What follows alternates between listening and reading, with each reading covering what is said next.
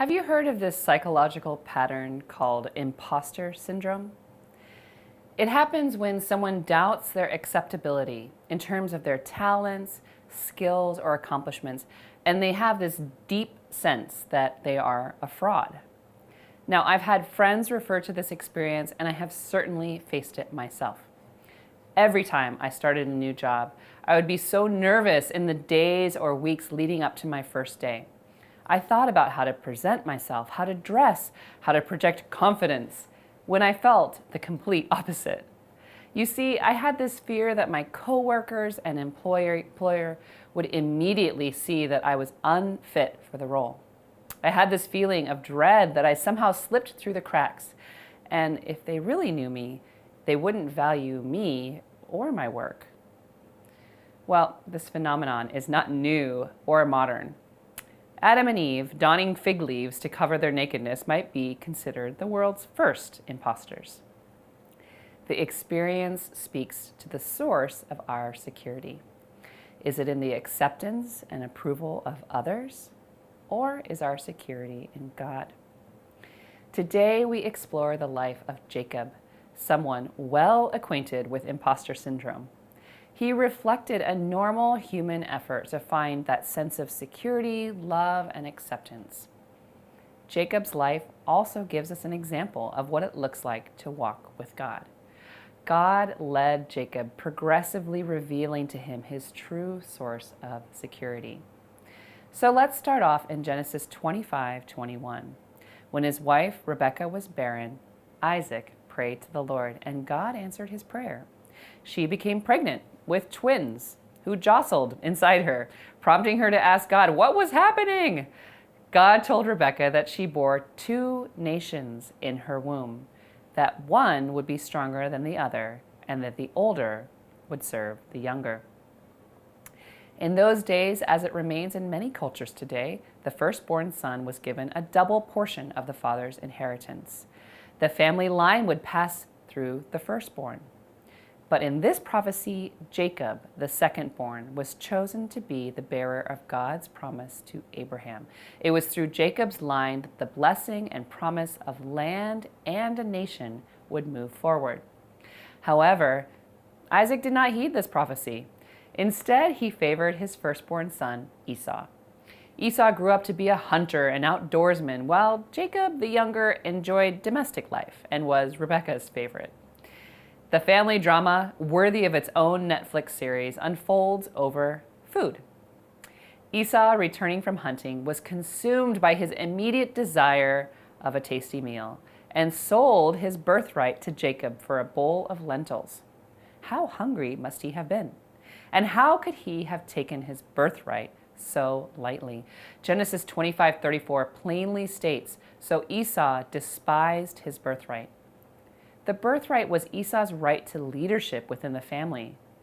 As followers of Christ, what is our birthright? Well, we've been promised eternal life in the kingdom of God. And Galatians 3:29 says, "If you belong to Christ, then you are Abraham's seed and heirs according to the promise." What could be more valuable than our inheritance? How are we tempted to compromise for temporary gain or the satisfaction of our sinful appetites? Sin tempts us to sacrifice a greater reward for a lesser treasure that always fails to deliver on what it promises. How are you and I tempted to grasp what is within reach instead of waiting on God's better provision? But you know, both brothers had it wrong. Esau held a false sense of security in his father's favoritism, and he was willing to sell his birthright. Meanwhile, Jacob was an insecure underdog, manipulating the situation to grasp hold of something he longed for: favor. Jacob had lived in Esau's shadow his whole life, watched how Isaac showered his affection on his elder brother, and how none was left for him. That same desire for the security that love and blessing provide is within each of us. In Genesis 27, the drama reached its peak. Isaac was old, and he could no longer see. So he told Esau to go out and hunt some wild game for him, to prepare a meal and give it to him to eat. Isaac wanted to give Esau his blessing before he died. Rebekah overheard the conversation and seized the opportunity for Jacob. She instructed him to get 2 goats from the flock so she could prepare a meal for Isaac. She told Jacob to take it to his father, disguising himself as Esau by wearing Esau's clothing and covering his face and arms with goat skins. Now, although he was initially suspicious, Isaac was convinced by the outdoorsy aroma of Esau's clothes. So Isaac gave his blessing to the imposter, Jacob. Do Jacob's actions resonate with you? Don't we also disguise ourselves to receive the love and security we desire? Maybe we fret over our appearance because we are worried about how others will see us. Or perhaps we pursue a career which is of no interest to us, but we hope will win our parents' approval. We might even be actively involved in Christian ministry with the goal of receiving the admiration of our church community. Where does our security lie? Remember Genesis 3 and the fig leaves. We disguise ourselves, put on fig leaves because we're sure that our authentic selves will not gain the blessing we desire. But just like for Jacob, the blessing we get from the approval of man does not satisfy.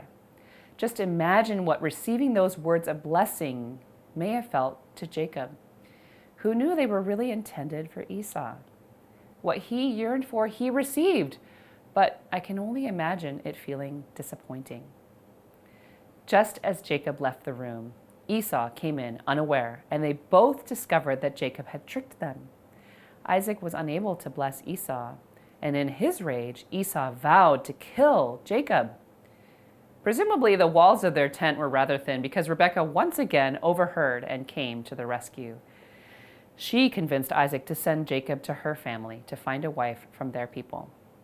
To Jacob, she promised to send for him once Esau's anger subsided. Sadly for her, she never saw her beloved son again. So in Genesis 28, Jacob fled to his uncle Laban's house in Paddan Aram. Despite having received his father's blessing, he was now alone, destitute, and on the run. And into this moment of desperation, God spoke. Along the way, Jacob stopped to sleep, and he had a dream where he saw a stairway resting on the earth with the top reaching into heaven, and angels ascending and descending on it. Let's take a minute to consider how remarkable this vision was. God showed how he reaches down from heaven to earth for relationship with his creation. He is not a distant God we must reach up to for approval. He came down to us, ultimately through the life, death, and resurrection of Jesus Christ. In the vision, the Lord stood on the stairway and told Jacob, "I am the Lord, the God of your father Abraham and the God of Isaac. I will give you and your descendants the land on which you are lying. Your descendants will be like the dust of the earth, and you will spread out to the west and the east and to the north and to the south. All peoples on earth will be blessed through you and your offspring. I am with you and will watch over you wherever you go, and I will bring you back to this land. I will not leave you until I have done what I promised you." Wow. God passed the Abrahamic covenant on to Jacob and established a personal, intimate relationship with him, promising his presence and protection. God was telling Jacob, "It's not your father's blessing you need, it's mine. And it has nothing to do with how you dress or smell or what kind of stew you make. I chose you. I love you. I bless you." What an amazing picture of God's grace that he would choose the imposter Jacob to inherit the Abrahamic promise. How has God shown you grace? Now God met Jacob at his lowest point and comforted and blessed him. How has God done that for you in your distress? Well, Jacob woke up and dedicated the place to the Lord, calling it Bethel, which means house of God, and he vowed devotion to the Lord. Now, for those of us who are still works in progress, please note that Jacob's personal encounter with God did not immediately transform him into the person God wanted him to be. The struggle in his heart would continue, as we will see, with the next season of his life, working for Laban and yearning for love. So Jacob arrived in Paddan Aram, and he met Rachel at the well, who happened to be Laban's daughter. Jacob told her who he was, and she brought him to her home. Jacob stayed a month with Laban, and Laban offered to pay Jacob for his work. By now, Jacob was in love with beautiful Rachel.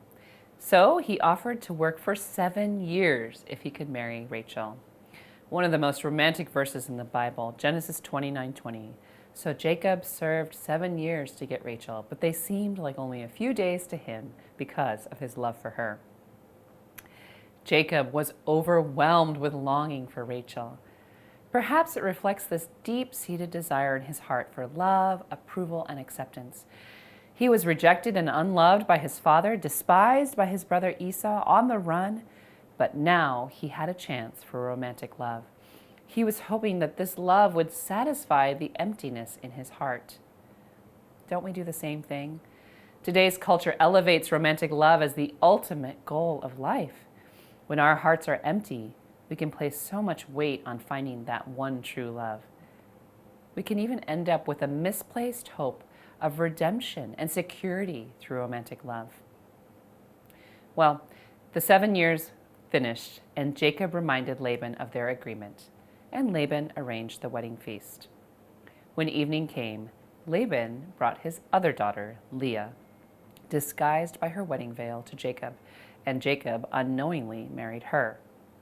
In the morning, he realized the deceit and confronted Laban. Laban said, in effect, "Well, around here, it's not customary to put the younger before the older."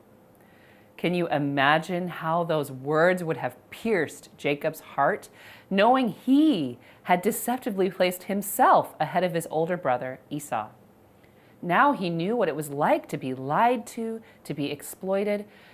So when Laban offered to give Rachel to Jacob in return for another 7 years of labor, Jacob humbly agreed, and he married Rachel. Now, in Genesis 29 and 30, we see the family dynamics involved when two sisters marry the same man. It is exactly as you might imagine, a home full of jealousy, unfulfilled desires, and heartbreak. In this, God ministered first to Leah, the unattractive and unloved wife. In Genesis 29:31, the Lord saw that Leah was not loved. He enabled her to conceive. God mercifully worked in her heart. Leah's progression from longing for Jacob's love to being satisfied in God's love is documented through the names she gave her children. Firstborn Reuben means, "Behold, a son," and she said, "Surely my husband will love me now." Next was Simeon, which means, "That is heard." And she said, "Because the Lord heard that I am not loved, he gave me this one too." Her next son she named Levi, which means attached, as she hoped now her husband would become attached to her. But with her fourth son, we see a major shift. Judah means praise, and she said, "This time I will praise the Lord." Leah faced an impossible situation. She was in a loveless marriage, a natural rival to her more attractive sister, and yet God saw her in her distress and he blessed her with children. He taught her that he loved her. He showed her that her deepest affection was misplaced on her husband, that her heart would be only really satisfied by God, her true bridegroom. Well, meanwhile, Rachel was childless and jealous of her sister. She demanded children of Jacob, going down the tired road of offering her maidservant to Jacob so she could have children. Bilhah bore Jacob 2 sons, Dan and Naphtali. The drama continued as Leah then offered her own maidservant, Zilpah, to Jacob. She bore Jacob Gad and Asher. In a curious scene, Leah negotiated with Rachel to hire Jacob for the night with her son's mandrake plants, and Leah conceived and gave birth to Issachar and then Zebulun. She also had a daughter, Dinah. Finally, in Genesis 30:22, God remembered Rachel. He listened to her and enabled her to conceive, and she gave birth to Joseph. At this point, Jacob negotiated with Laban to return to his homeland as he had served him for so long. Laban offered him any wage to stay, and Jacob agreed to continue working if he could take all the speckled or spotted animals as his wages. God enabled Jacob to miraculously manage his flock in such a way that he became exceedingly prosperous, owning large flocks, servants, camels, and donkeys. And in Genesis 31, the relationship between Jacob and Laban's family had soured. God called Jacob to return to the land of his fathers and promised his presence with him. He and his wives and children left with all they had, headed for Gilead. Jacob would finally meet his brother Esau again. This was something he had been anticipating for 20 years. So he sent messengers ahead with gifts of livestock and servants to smooth the way for their return.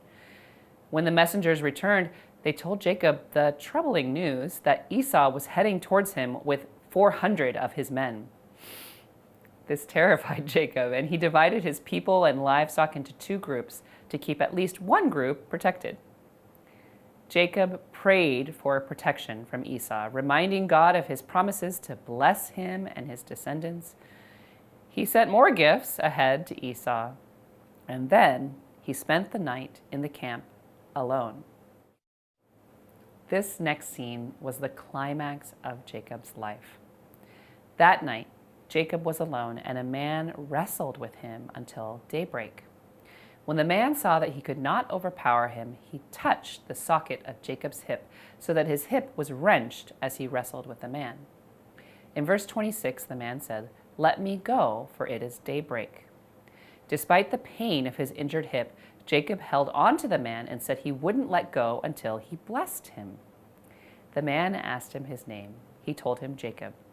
In verse 28, the man said, "Your name will no longer be Jacob, but Israel, because you have struggled with God and with humans and have overcome."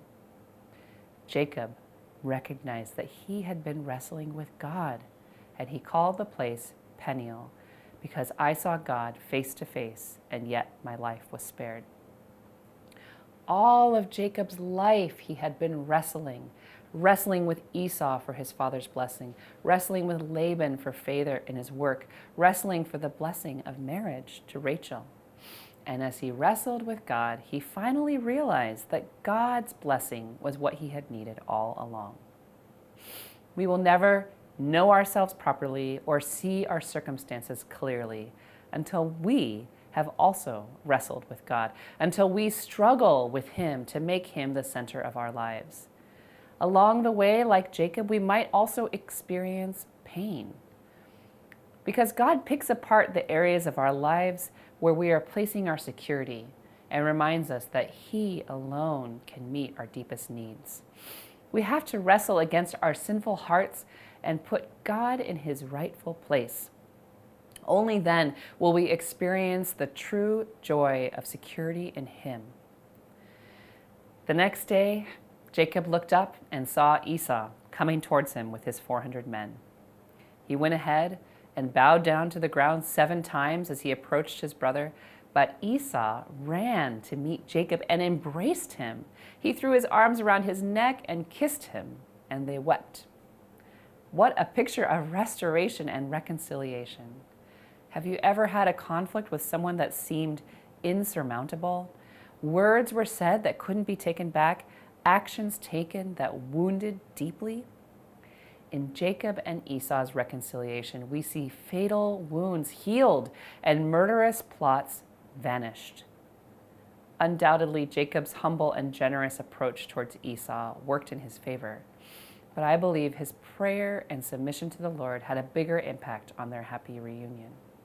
And something we must always remember is that just as God is working in our hearts for reconciliation, he is also working in others' hearts too. In what broken relationship do you need to pray for reconciliation? God can restore. Now, after their reconciliation, Jacob and his family settled in the city of Shechem in Canaan. In Genesis 34, we read the heart-wrenching story of Dinah's rape by the son of Shechem's leader. When her rapist demanded that she become his wife, his father proposed to Jacob that the men of Shechem should intermarry with Jacob's family. Jacob's sons deceitfully agreed on the condition that the men first be circumcised. All the men of the city agreed and were circumcised. And 3 days later, while they were still in pain, Simeon and Levi attacked the city and killed every man. They took Dinah and looted the city of all their flocks and wealth, women and children. Their father Jacob was furious that his sons had endangered his family by their vengeful act. The brothers replied in righteous indignation, "Should he have treated our sister like a prostitute?" I can understand Simeon and Levi's impulse.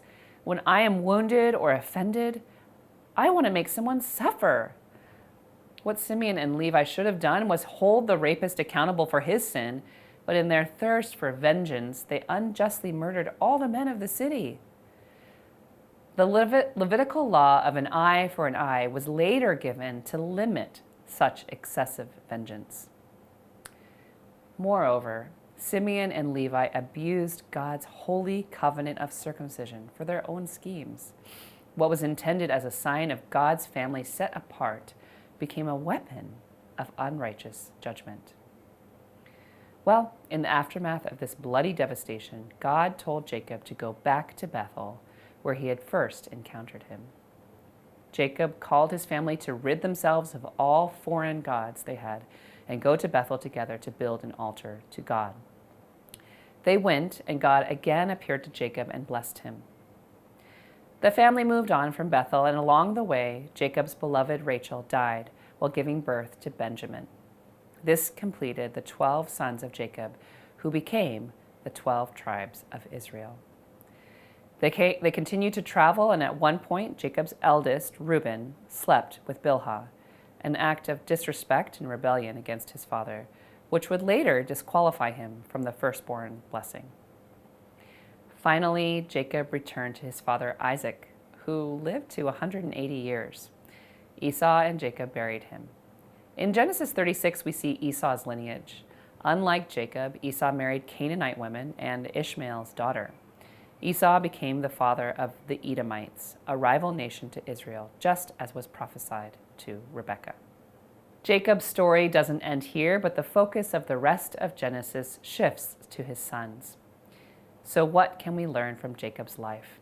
For me, the biggest lesson is that God is my only hope for my security, for true blessing, for acceptance and everlasting love. When Jacob sought fulfillment from his father's blessing or the love of his wife, he was ultimately disappointed. God reached out and spoke to Jacob, and in each encounter, he gave him an opportunity to grow deeper and to submit more fully to God's lordship.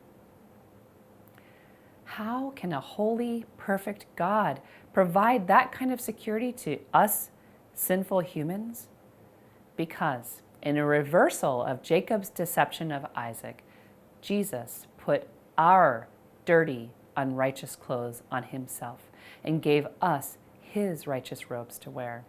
He came down from heaven, humbled himself, suffered, died, and rose again to give us the hope of true eternal security, of everlasting peace with God.